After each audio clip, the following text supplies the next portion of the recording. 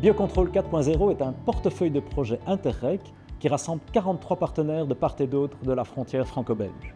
Ces partenaires sont des universités, des centres de recherche, des centres d'expérimentation en serre et au champ et des centres de formation. Tous ont pour vocation, dans 6 projets constitutifs, de développer de nouveaux biopesticides et de nouveaux outils du numérique qui vont permettre à ces biopesticides de se développer dans notre agriculture future.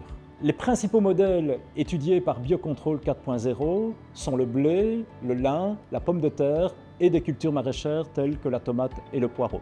Aujourd'hui, j'ai envie de vous parler d'une problématique que nous rencontrons au sein de nos exploitations, à savoir l'état phytosanitaire de nos parcelles. Historiquement, nous utilisons des pesticides de synthèse. Pour des raisons environnementales et de santé, ces produits nous sont peu à peu enlevés. Et donc, vu qu'on utilise tout le temps les mêmes produits, on observe dans nos champs des phénomènes de résistance. Par exemple, les souches de champignons commencent à s'adapter à certains produits et du coup on n'arrive plus à maîtriser ces maladies au sein de nos parcelles. Et donc il est vraiment impératif d'aider et de soutenir la recherche afin de pouvoir développer des produits de biocontrôle qui vont nous amener une nouvelle efficacité pour contrôler ces ravageurs dans nos champs et également proposer une solution plus durable, plus respectueuse de l'environnement. Effectivement, actuellement, il y a une réelle prise de conscience des dangers qui sont causés par les pesticides, que ce soit pour l'homme, que ce soit pour l'environnement.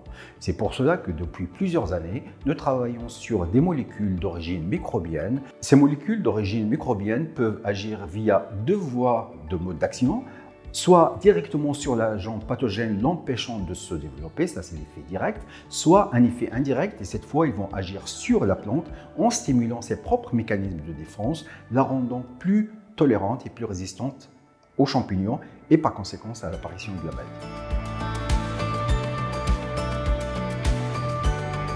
De notre côté, dans le projet Transpest, on va s'intéresser à améliorer des solutions pour lutter contre des grands ravageurs agricoles qui posent des problèmes pour les cultures.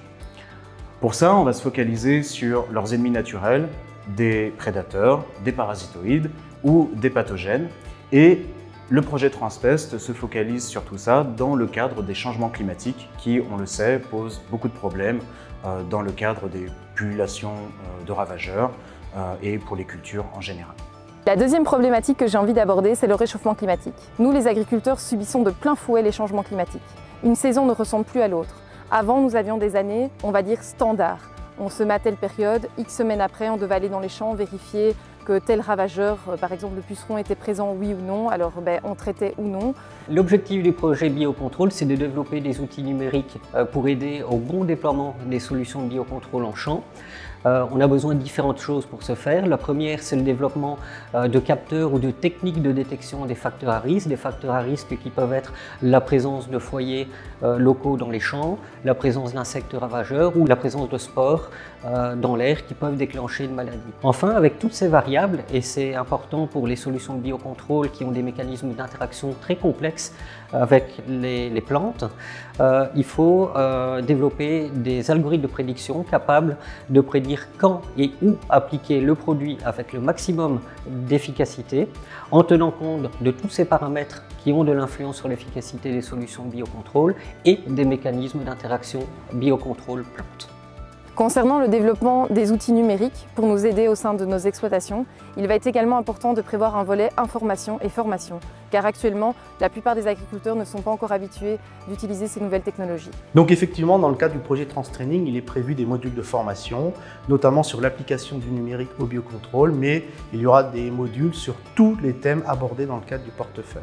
Il y aura également des ateliers techniques et pratiques à destination des chercheurs, des techniciens, des agriculteurs, pour les former aux techniques du biocontrôle.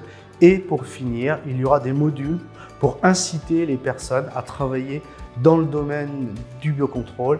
Et donc, ce sera pour les former à l'entrepreneuriat. Dus deze nieuwe producten en technieken worden eigenlijk door de partners van Transcontrol overgebracht in veldomstandigheden om daar te evalueren.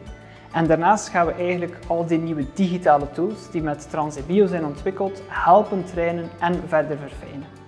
Dan willen we eigenlijk alles samenbrengen in een duurzame strategie en deze via demonstratieproeven onder andere overbrengen naar de telers.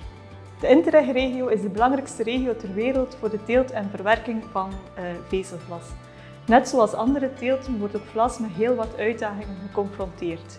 Enerzijds is er het veranderende klimaat, anderzijds is er ook de druk op de chemische gewasbescherming.